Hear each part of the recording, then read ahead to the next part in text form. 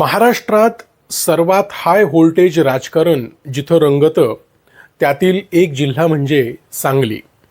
या सांगली जिल्ह्यातील आटपाडी तालुक्यामध्ये सध्या भाजपाचे विधान परिषद सदस्य गोपीचंद पडळकर आणि IRS अधिकारी डॉक्टर सचिन मोटे यांच्यातील वाद संघर्ष पाहायला मिळत आहे. मित्रांनो, आता तुम्हाला एक प्रश्न पडेल, पडळकर आणि मोटे यांच्यातील संघर्षाची सुरुवात एखाद्या वैरातून अथवा वादातून झाली आहे का? तर तसं मुळीच नाही. पडळकर आणि मोटे यांच्या स्टोरीची सुरुवात होते सन 2019 पासून. त्या साली सांगली जिल्ह्यातील जे विद्यार्थी UPSC मध्ये टॉप आलेले आहेत अशा यशस्वी विद्यार्थ्यांची गोपीचंद पडळकर यांनी आटपाडी शहरातून हत्तीवरून मिरवणूक काढली. ढोल ताशाच्या गजरात ती मिरवणूक निघाली, साखर वाटली गेली आणि या मिरवणुकीमध्ये एका हत्तीवर विराजमान होते डॉक्टर सचिन मोटे, जे त्या सालचे UPSC टॉपर होते. त्यानंतर त्यांना सहाय्यक आयकर आयुक्त हे पद देण्यात आलं. आता ते सध्या त्या पदावर कार्यरत आहेत. याचा अर्थ असा होतो की पडळकर आणि मोटे यांच्या कथेची सुरुवात जिथून होते तिथे दोघांचेही स्नेहपूर्ण संबंध होते. त्यांच्यामध्ये कुठलंही वैर नव्हतं, वाद नव्हता. तर मग नेमकं झालं काय? तर त्याचं झालं असं की डॉक्टर सचिन मोटे जे IRS अधिकारी आहेत ते आपली सरकारी नोकरी करत करत आपल्या साध्य फाउंडेशनच्या माध्यमातून सामाजिक उपक्रमात उतरले. मग त्यांनी समाज, शिक्षण, आरोग्य, रोजगार अशा वेगवेगळ्या क्षेत्रांमध्ये आपलं काम करायला सुरुवात केली. त्यामुळे झालं काय की सांगली जिल्ह्यामध्ये डॉक्टर सचिन मोटे हे नाव फक्त एक कर्तबगार अधिकारी म्हणून नाही, तर एक सामाजिक नेतृत्व म्हणून सुद्धा पुढे येऊ लागलं. सामाजिक क्षेत्रामध्ये त्यांना प्रसिद्धी मिळत होती. त्यामुळे राजकीय निरीक्षकांचं लक्ष सुद्धा सचिनजी मोटे यांच्यावर गेलं. सांगली जिल्ह्यात आणि विशेषतः धनगर समाजामध्ये सचिन मोटे हे गोपीचंद पडळकर यांच्यावर भारी पडू शकतात किंवा त्यांना टक्कर देणारे प्रतिस्पर्धी ठरू शकतात, अशी चर्चा सुरू होऊ लागली. मित्रांनो, गोपीचंद पडळकर आणि राष्ट्रवादी शरदचंद्र पवार या गटाचे एक नेते जयंतराव पाटील यांच्यातील संघर्ष आपल्या सर्वांनाच परिचित आहे.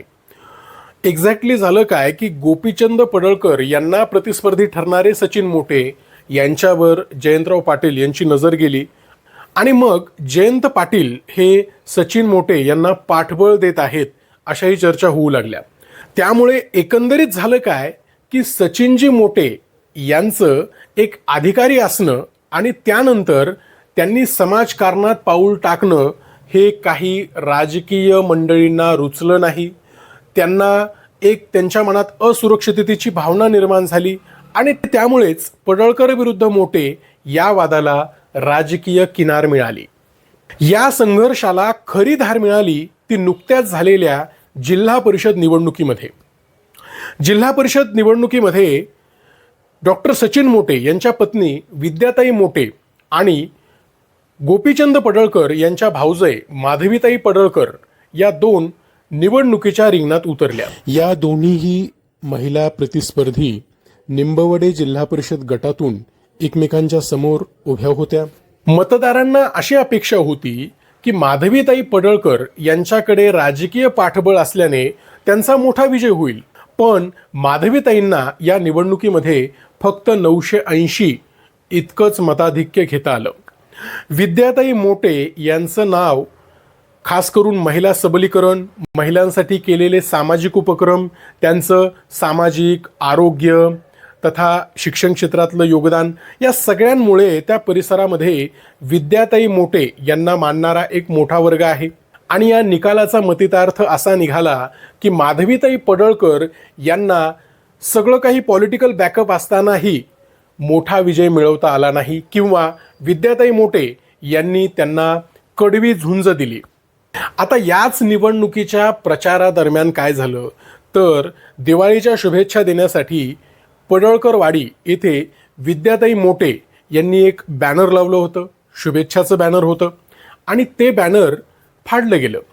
मोटे यांच्या समर्थकांनी असा आरोप केला की हे बॅनर गोपीचंद पडळकर यांच्या समर्थकांनी फाडलं आणि त्यामुळे पडळकर आणि मोटे यांच्यातील जो संघर्ष आहे, वाद आहे, तो नेहमीच धगधगता राहिला.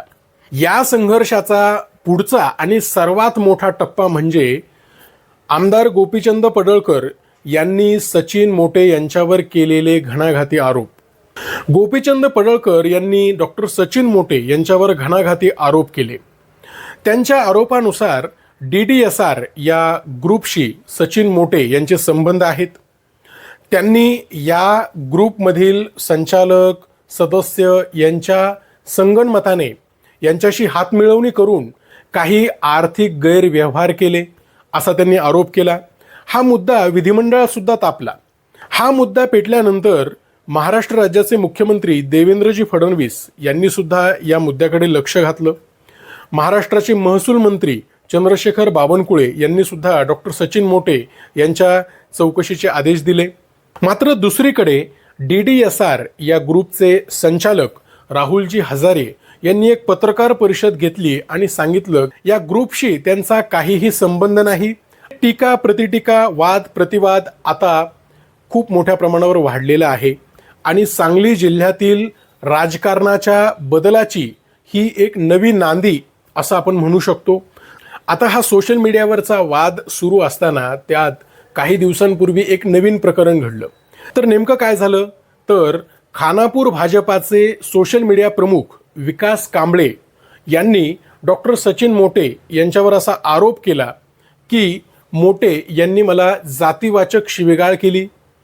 तसा त्यांनी गुन्हा विटा येथील पोलीस स्टेशनमध्ये दाखल सुद्धा केला. या सगळ्या प्रकरणाची चौकशी सुरूच होती.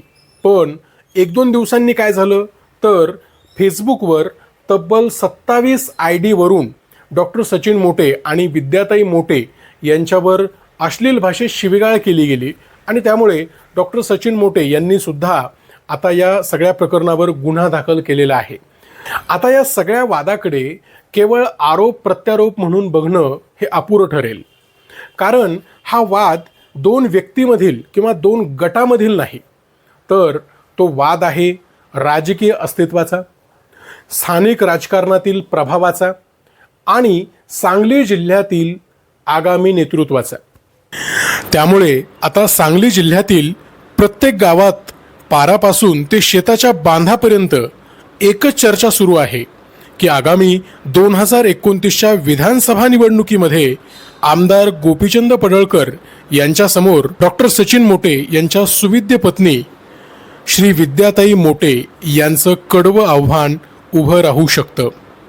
आमदार गोपीचंद पडळकर यांनी विधिमंडळात डॉक्टर सचिन मोटे यांच्यावर केलेले आरोप हे सत्य ठरतात का?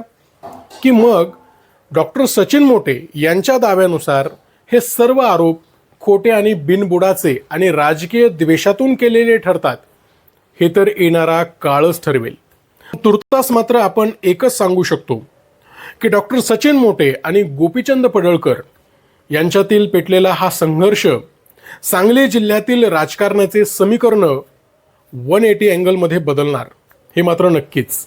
बाकी आपल्याला पडळकर आणि मोटे या संघर्षावर काय वाटतं, आपली मतं कमेंट बॉक्समध्ये नक्की नोंदवा. आणि हो, आपण जर क्रांती न्यूज यूट्यूब चॅनलला सबस्क्राईब केलं नसेल तर अवश्य सबस्क्राईब करा. हा व्हिडिओ आवडला असेल तर लाईक करा, शेअर करा आणि क्रांती न्यूज पाहत राहा. धन्यवाद.